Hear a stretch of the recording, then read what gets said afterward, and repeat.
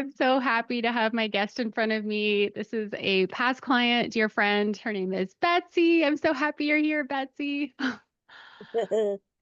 Thank you for saying yes to this podcast and being open to sharing your story. I really hold each of my clients with me, and your stories are sacred and personal. And so I respect so much that you said yes and want to help others on this path. So thank you for being here. Yeah, absolutely. Oh my gosh. So we were just talking before recording, and when we met, we were trying to figure that out. Our story is kind of unique in how we got connected because I met you through your mom, who I was supporting as an occupational therapist. And I think she just had a knee surgery. And she mentioned about you and kind of wanting to be a mom and some of the struggles that you had. And this was maybe around 2019. Is that right? Possibly, yes. Yeah. And so then you reached out to me in January of 2023 is when we really connected. And so just to like share a bit of your background and your story, I know that you had shared with me that you'd been trying to get pregnant, have a baby since 2016 and had unsuccessful cycles, sharing with me that you were struggling how to get a clinic to investigate different possible issues, like treating different issues and wanting to make good choices moving forward and not knowing what the path in front of you looked like. Can you share a little bit about your background, what led you to reach out to me and kind of, a little bit of your fertility journey? I mean, I think once I met you, I mean, it was always good on this journey to know other people that understood it because it is just tough to navigate. And so I Yeah. think I always had you in the back of my head. I think sometimes I was like, why didn't my mom connect us better? But it was good. But yeah, Yeah. I started my journey in 2016. I think had just turned 40 or something like that. And of course, fertility is ticking away and I Yeah. just was trying to navigate it. I ended up doing 3.5 egg retrievals of my own eggs. So that went from like 2016 to 2020 sometime. Okay. And the first egg retrieval, I think I was able to get 8 eggs retrieved, and they all got, or some of them got sent off for testing. And the only one that was viable ended up with too many chromosomes on one of the chromosomes. And so I didn't have anything. And so I kept trying a couple times and just never was very successful. And so that was difficult. I tried a couple clinics in there. I mean, I think you can get wrapped up in all the things that you can do, and I think they are all helpful. Um, Mhm. but it's just so difficult. And, I really kind of had followed you maybe on social media and decided to reach out because I knew just having support and someone to talk to was important, and Mhm. maybe that was helpful in where I've ended up, but I have no idea, but nothing Mhm. nothing should go untried. So Yeah. And you had tried different clinics, different cities, states, right? You were. at that point I was still sort of in Colorado. I'd flip between Conceptions and CNY in Colorado Springs, and I think they Mhm. both had good and positive things, but Mhm. I was getting closer and closer to 45. And so, I've had talked to many people on this journey and kept hearing a little bit about embryo donation. And so I made a phone call to maybe look down that road because I just wasn't having success. And I ended up getting matched up.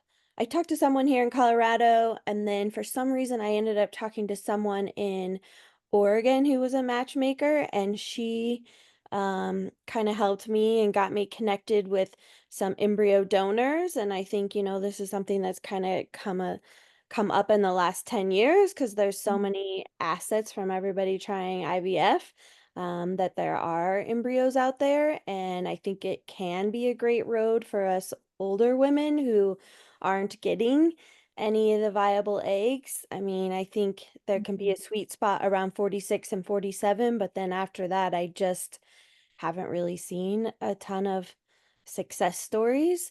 So Mhm. I got hooked up with that matchmaker and she connected me with a couple embryo donors. I adopted 2 embryos from my first donor, and the process to adopt them is much like adopting a baby.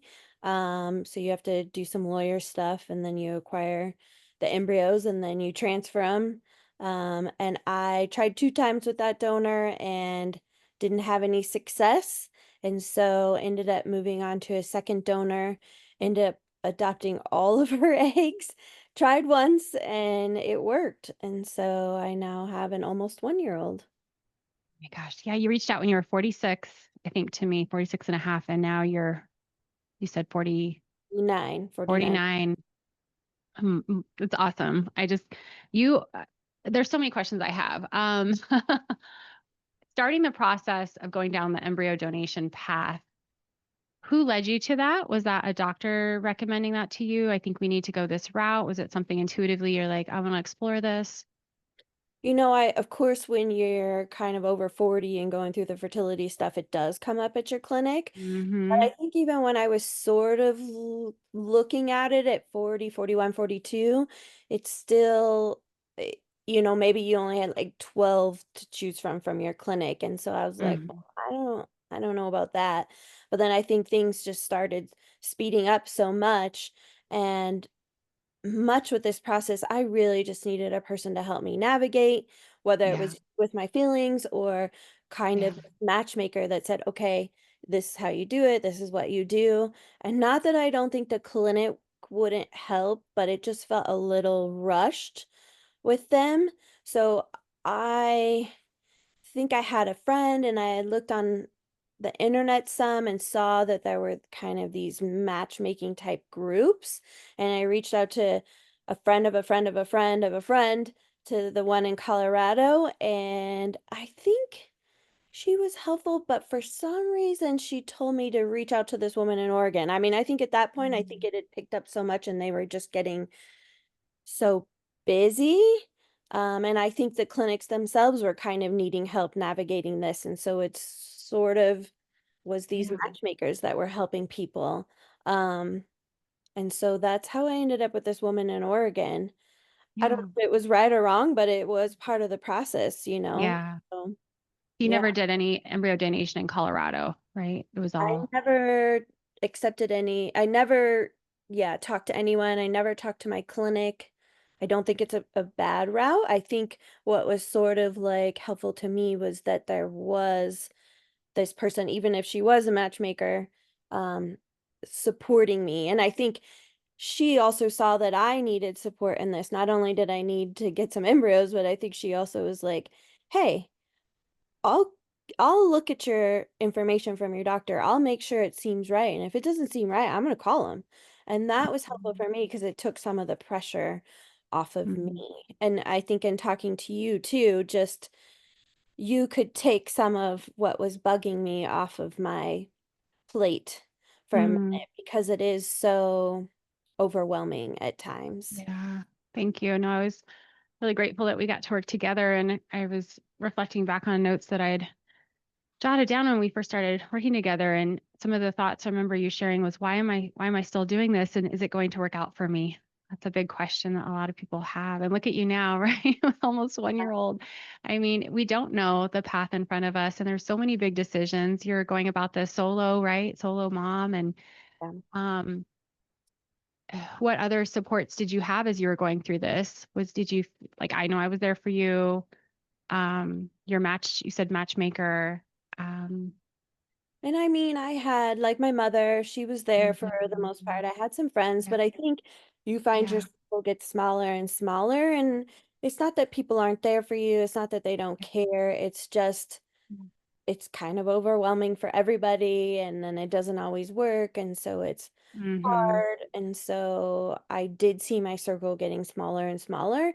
And in the beginning, it was heartbreaking, but then it was just something that I also had to let go. I mean, I felt like in the year before my success, I just let go of a lot of things that I was holding on Mm-hmm. to that didn't really matter in the end.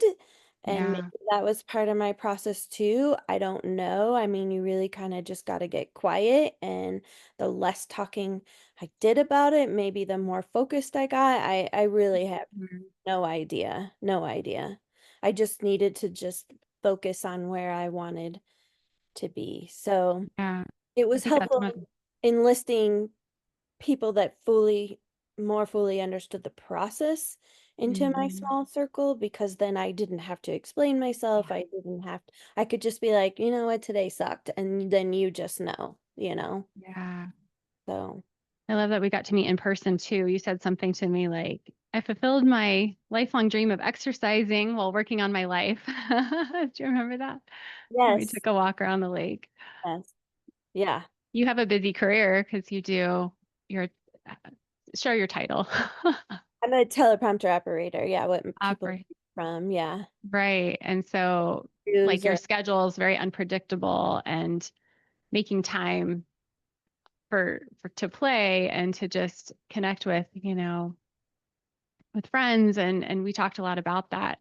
I know working through the overwhelm, the anxiety, those were some big things that we did because like you just had a demanding job, right? And that adds another layer as you're going through fertility treatments. I think you also had, was it stage 4 yeah. endometriosis? I have Yep. that in my notes too. That's part of why you um, needed support, through your team, your medical team and everything. But this idea of, gosh, like accepting part of the process. I know we talked through that and wanting to feel, you said like, I want to feel like I'm in the game and I have something to hang my hat on. Do you remember talking about that? Yeah, and I can't fully remember the context, but maybe I just felt maybe at that time that I wasn't in the game. Could I be in the game? Was there Mm. anything for me to hang my hat on because I didn't have any success? It's like going, being a part of a sports team and your record is 0. Like, how do you even justify Yeah. your being, and why you should keep Mhm. going out and playing? And yeah, I think that was hard for me for sure. We talked about belief and how our beliefs really can frame going through this and shifting into like, this is possible for me, you know?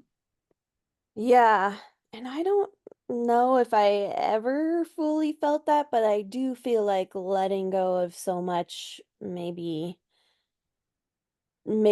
led me to maybe more being in that space, Mhm. I don't Mhm. know. I mean, I think a lot of women can get really numb towards the end, and I think that that's Yeah. okay because you are just going through the motions, but it's the motions that you have to go through to get to where you want to be. So, Yeah. you Like know. letting go of those past disappointments because it was hard to like see the positive through this when it's like you had disappointment after disappointment. And just take me back one more time. So you had one donor and you got how many? You got so many eggs or embryos at that point. After I moved past my trying to retrieve my own eggs with Yes. success, I went and adopted 2 embryos from one person and Okay. tried with those, maybe with 3 months in between, and didn't have any success. And then I ended up moving to another donor and I adopted, I think, 7 or 8 of her embryos. Um, Mm-hmm. because the matchmaker, who was also very matter of fact, which is who I am, was like, "Girl, you have 0 success. You better take them all." And I was like, "Whatever." And Is that so like a batch investment? Can I ask? Is that like, you don't really in an adoption scenario, you don't really pay for the embryos. The only thing you really pay for is the lawyer fees. Uh, oh, there's a lawyer for the donor and a lawyer for yourself. And if you are adopting the embryos, and these things could change over time, but it is still this way. If you are adopting the embryos, you pay for both lawyers. Mine were it was probably maybe about 2,000 total between the two. So it's not an enormous expense, especially if you've already been paying for retrievals. Um, and then that's really all you pay for, and then you pay for the transfer and the medications associated with the transfer. But I found the transfers were way less drama than like the retrieval, because the retrievals really require so much medicine and so much time, and the Mhm. transfer is not as much. So yeah, you adopt these embryos, and then they are there for your disposal. Sometimes arrangements, you only adopt a couple, sometimes someone maybe wants to donate all of them. I probably could have said to this donor, I only want four, but we all Mm, know it's a numbers game, so just doing mhm. one might not have been enough. So I ended up adopting all of them, and I think I was a little shocked that it worked on the first time. So, So it was a total of 2 donors, not 3 donors? two donors, yeah, 2 donors. I don't know why I had 3 donors. Okay. yeah. 2 donors. And that was you had your transfers out of Colorado too, didn't you? Yeah, so in this game, and I don't think it's really changed too much right now, you kind of chase the embryos, so you're not and maybe it was because I was working with a matchmaker in another state that it was what it was, but um it's better for you to maybe go where the embryos are because might be stress on the embryos Mm, if you take them across state lines or whatever, maybe to the clinic that you're at. I mean, I think at this point in the game, I think IVF is great, and I think some clinics are a little better than others, but honestly, I don't I think most clinics know what they're doing, so you would just mhm, go to where the embryo is, and I did that with the first donor. I went to where the embryo was because it was just easier, and I say that, but on the second one, I did end up transferring the embryos across state lines only because I had the support of the matchmaker who was in a certain state, and she had a relationship with the clinic and could call the doctor directly. And she said, you know what? Let's just move those embryos to where I am so that I can have better control of it. mhm, And so that's what I did. So it is possible to move them, and that is for another expense too. At that time, it was probably $1,000 to move them. Um, mhm, but I still think maybe going to where the embryo is the best thing. But if you really need it to be where you are, there are mhm. services that transfer them. Yeah. Okay. And the matchmaker, her role is like, can you explain a little bit about that? Like how she really helped you and what that looks like? Yeah, so she has an organization, and I think there's several organizations all over Mhm, the country, or even, some women even go to other countries. I don't think it's too mhm, different. Um, but I just kind of contacted her, and then there's a series you get connected with somebody, you read bios, you decide if you want anonymity, no anonymity, and then you do need to do some counseling separately or together to make sure that each parties are understanding what's happening. Um, and then you go through the lawyer process, and I think that can take anywhere from like a month to, I don't know, even 6 months, because it's just a little bit of back and forth. mhm, And that you decide, is there a relationship ever? Um, if there is a relationship, do you meet after the child is age 18? There's things like that. What do you do with leftover embryos? So there's kind of a back and forth mhm, between the lawyer for the donor and the lawyer for like myself. So that mhm, takes a little bit of time, and then you get the adoption contract, and then that goes to the clinic, and it goes to the matchmaker, and then the clinic can actually start treating you because there's clearance for mhm. all of this to take place. Oh gosh, thank you for explaining a bit about that. It's such a process and how wonderful that we have this option, right? Right? And I had no idea. Again, I Yeah. think as I've been doing this, I think this is becoming more and more popular because or a scenario, because there are so many assets out there from people doing IVF. How did you process that? Take me back to your headspace when you realized, okay, I'm not able to use my own eggs. I'm open. Was that a really hard decision to make? Because I know a lot of women on this path, like struggle Yeah, with that. I think it was a hard decision to make, and I definitely took some time to mourn it, and I probably still do. It's hard. I mean, I'm actually an adoptee myself, which is super interesting in all That's of this right. too. I My forgot parents that. adopted me at 5 weeks, so I even have experience with being an adoptee, quote unquote. So that was hard for me to know that my lineage is stopping yet again.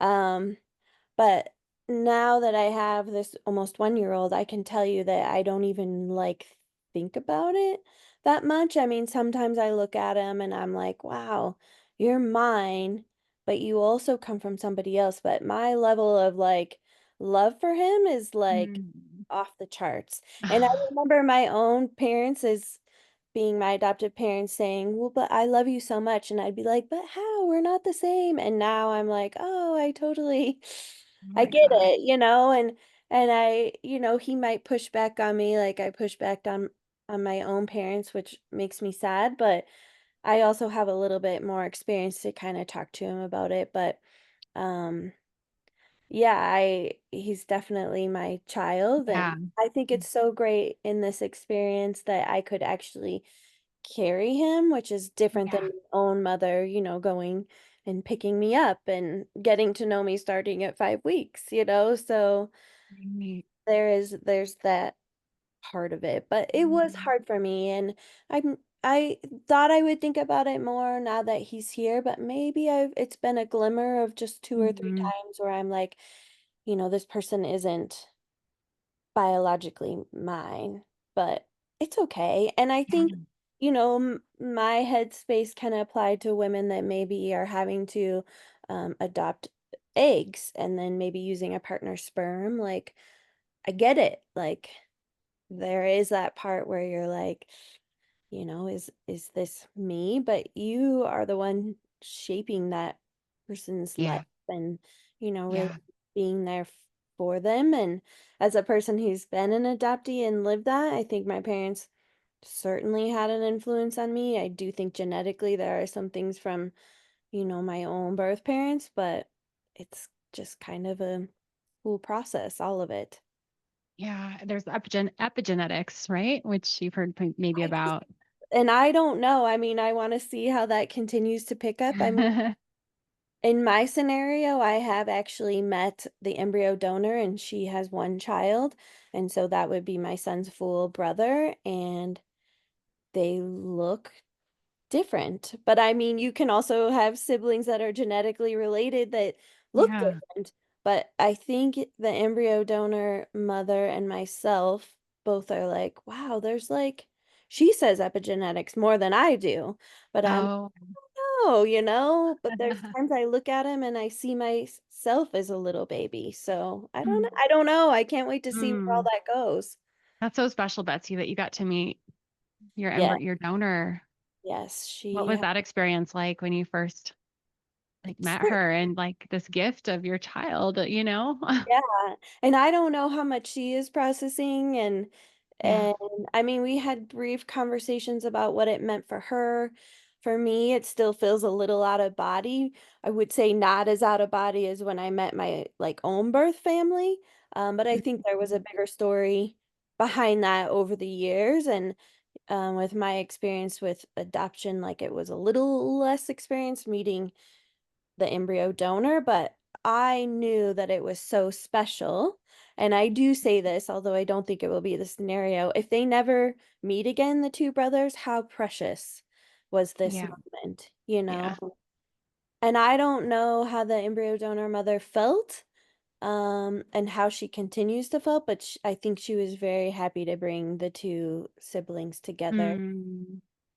She's just a cool person, and I know not everybody might have that experience, but I don't know. I think it was nice. Yeah. And I'm an advocate for letting these children maybe meet some of their biology if they want to. Mhm. Um, it brought me a sense of peace when I was going through it, and I realize that might not be everybody's experience, but I was happy to be able to do it for myself and then Mhm. also for my own now son. So Yeah. So it's open between the two of you.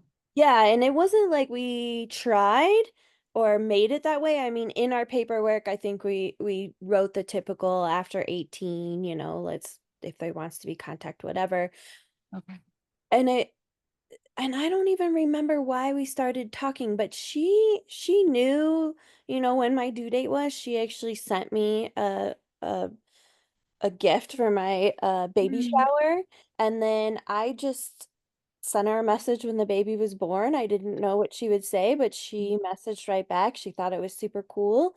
And then we've kind of messaged on maybe the holidays, Christmas, yeah. Halloween, Valentine's Day, and then Wow. the way we met, I just ended up having I was going to be in her area, and I just said, "Hey, Mhm. I'm going to be in your area." And she said, "Cool." And then that's how we Wow. met. So, Wow. Meant to be. yeah. Oh my gosh.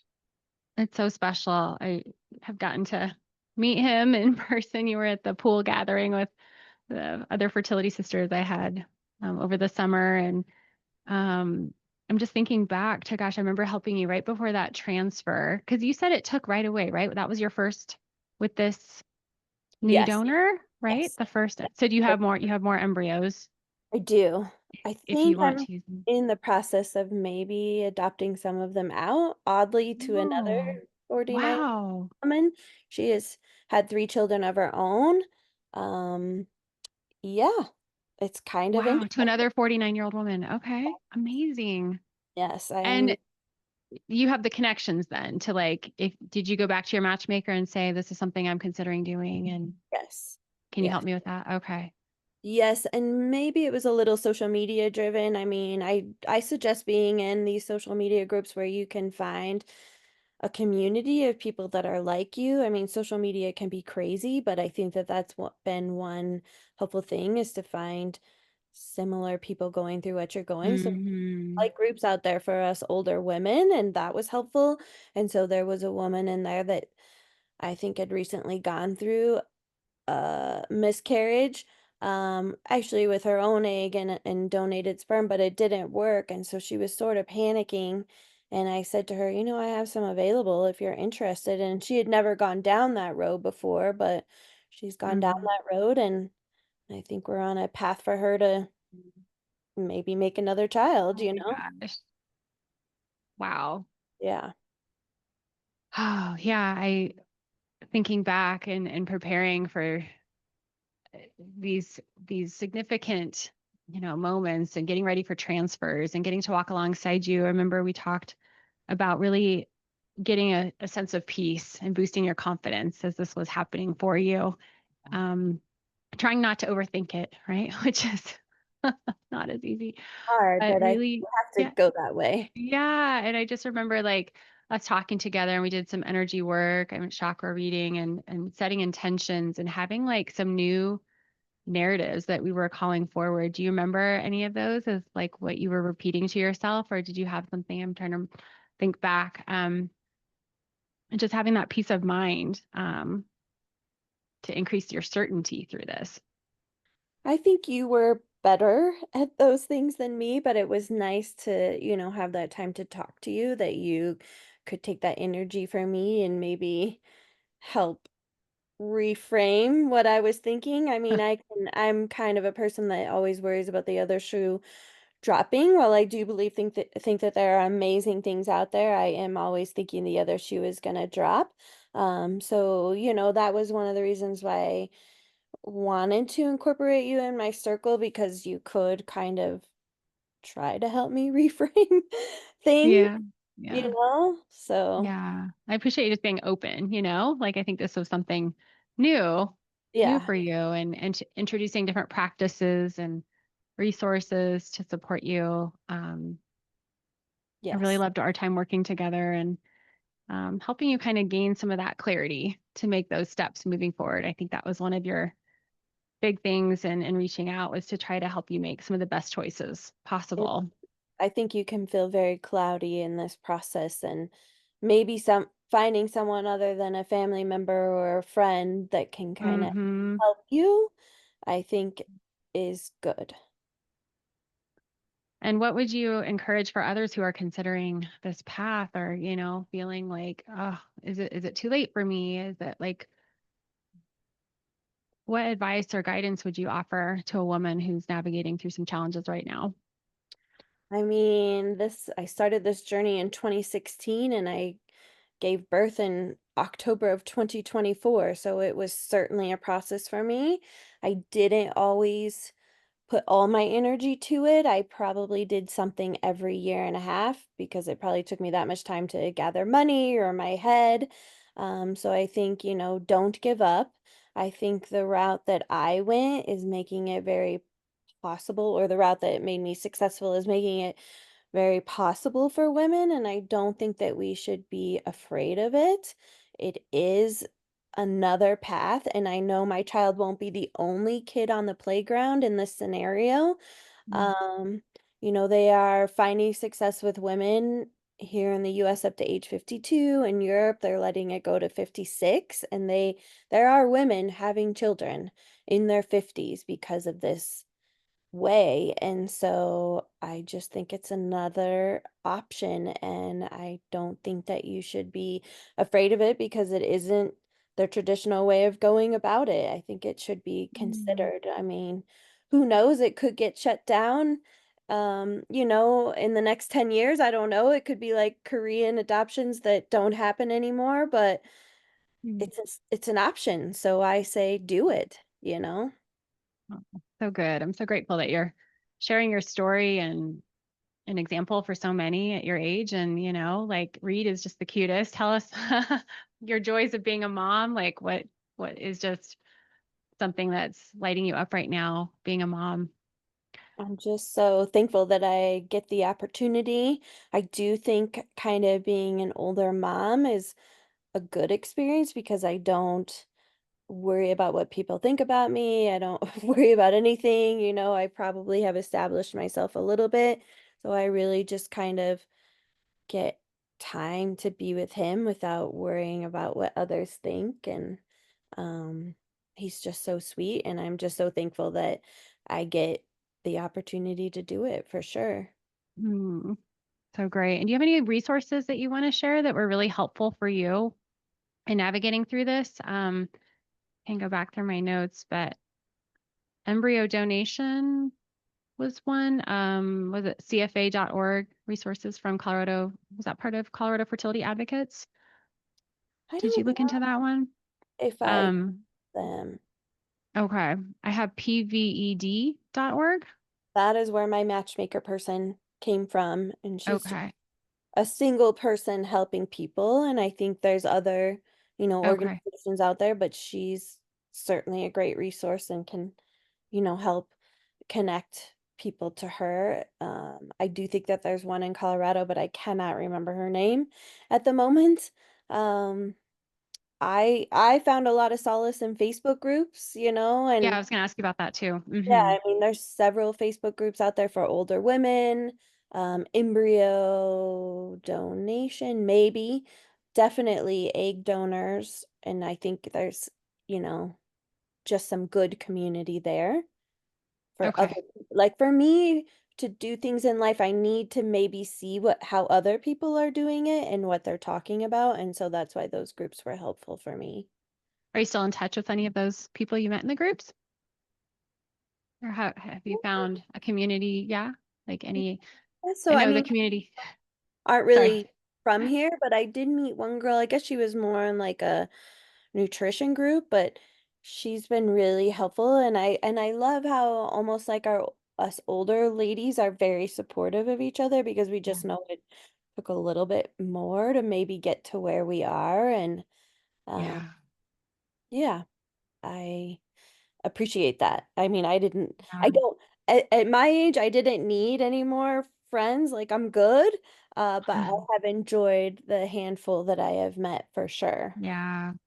Yeah. Good. Well, I'm so grateful that you reached out, that we got to meet and seeing where you are today. It brings me so much joy, and I can't wait to watch your journey unfold still and see him grow.